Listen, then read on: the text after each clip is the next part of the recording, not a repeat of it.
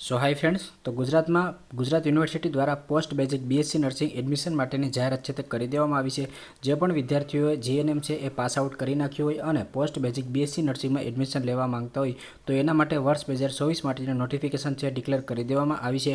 આ વિડીયોમાં આપણે તારીખ અને એપ્લિકેશન ફોર્મ તમારે કઈ રીતે ફિલઅપ કરવાનું રહેશે અને એ પીડીએફ તમે ક્યાંથી ડાઉનલોડ કરી શકશો એની માહિતી પણ આપણે જોવાના છીએ અને અન્ય જે ડોક્યુમેન્ટને લગતી માહિતી છે એ પણ આપણે જોવાના છીએ।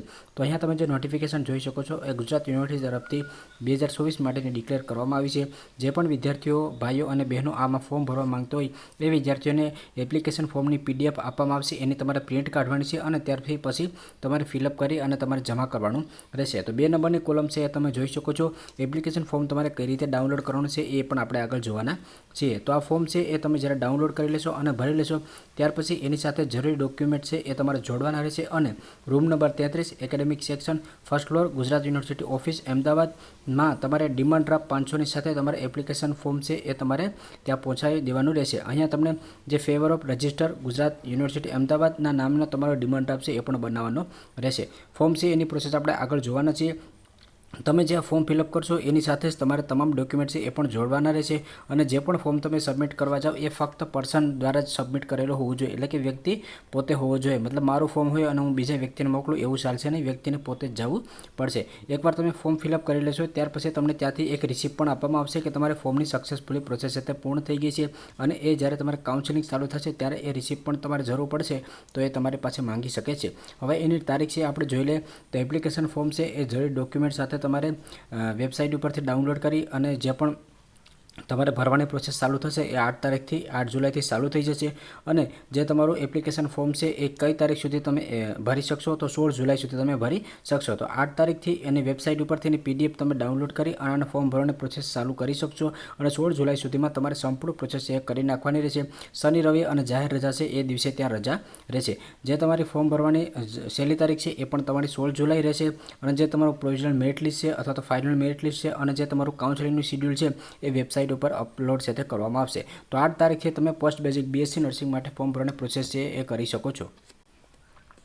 હવે આ ફોર્મની પીડીએફ તમારે ક્યાંથી મેળવવાની છે તો ઉપર તમે જોઈ શકો છો gujaratuniversity.ac.in/ કરી અને ત્યાર પછી તમારે એડમિશન ફિલ લખી નાખવાનું છે। તમે એ કરી નાખશો અથવા ડાયરેક્ટ પણ તમે એડમિશન માટેના પેજમાં આવી શકો છો। તો અહીંયા તમને પોસ્ટ બેઝિક બીએસસી નર્સિંગ 2024ની નોટિફિકેશન છે જોવા મળશે। પહેલાં તમને નોટિફિકેશન જોવા મળશે, ત્યાર પછી બીજા પેજમાં તમને નર્સિંગ માટેનું એપ્લિકેશન ફોર્મ છે કે જે તમારે ફિલઅપ કરવાનું છે એ જોવા મળશે અને જે પોસ્ટ બેઝિક બીએસસી નર્સિંગ માટેના નિયમો છે એની પીડીએફ તમને અહીંયા જોવા મળશે। તો તમારે ફોર્મ છે એ તમારે ડાઉનલોડ કરવા માંગતા હોય તો એના પર ક્લિક કરી અને તમે ડાઉનલોડ પર ક્લિક કરશો એટલે એ તમારા મોબાઈલમાં ડાઉનલોડ થઈ જશે।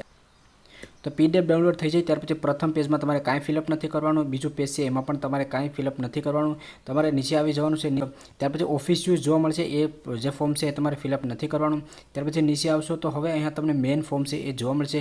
તો એ તમારે ફોટોગ્રાફ ચીપકાવવાનો છે, નામ, જન્મ તારીખ, સિટીઝનશીપ, મેલ ફિમેલ એ વગેરે સિલેક્ટ કરી તમારી કેટેગરી સિલેક્ટ કરી એડ્રેસ તમારે ફિલઅપ કરવાનું છે। એકદમ સિમ્પલ ફોર્મ છે, તમે આરામથી ફિલઅપ કરી શકો છો। તમે જીએનએમ કોર્સ પાસ કર્યો તો એ કોલેજનું નામ હશે, ગુજરાત નર્સિંગ કાઉન્સિલિંગ છે એનું જે નંબર હશે, નામ હશે, એમની વગેરે માહિતી છે એ તમારે લખવાનું રહેશે।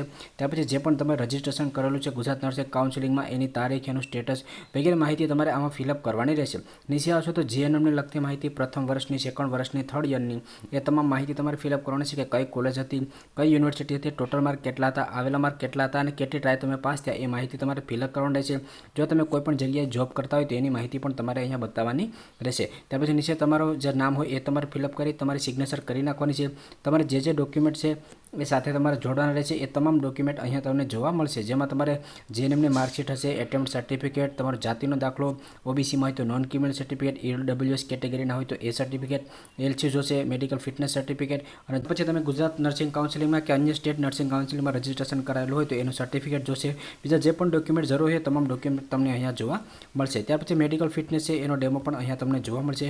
તો આ જે ફોર્મ ફિલઅપ છે એ તમારે કરી અને જે આપણે એડ્રેસ આપેલું છે એડ્રેસ પર તમારે સબમિટ કરવાનું રહેશે। બીજી જે પણ અહીંયા તમને એના રૂલ્સ જોવા હોય તો એ પીડીએફ પણ તમારી સમક્ષ જોવા મળશે, ડાઉનલોડ કરી અને તમે એની સંપૂર્ણ માહિતી મેળવી શકો છો।